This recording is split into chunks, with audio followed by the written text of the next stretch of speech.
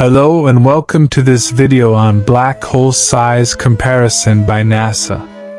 Today, we will be taking a look at some of the biggest and smallest black holes in the universe.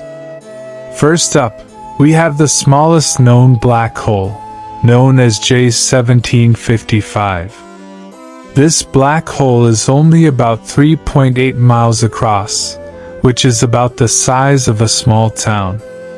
Next, we have a more average-sized black hole, like the ones formed from the collapse of a massive star.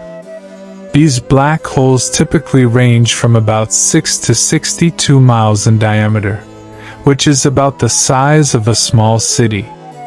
Moving on to the supermassive black holes, we have M87, which is located at the center of the M87 galaxy. This black hole has a mass of about 6.5 billion times that of our Sun and a diameter of about 25 billion miles, which is about the size of our entire solar system.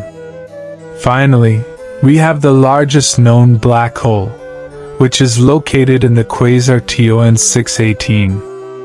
This black hole has a mass of about 66 billion times that of our Sun and a diameter of about 1.6 trillion miles, which is about 40 times the size of our entire solar system.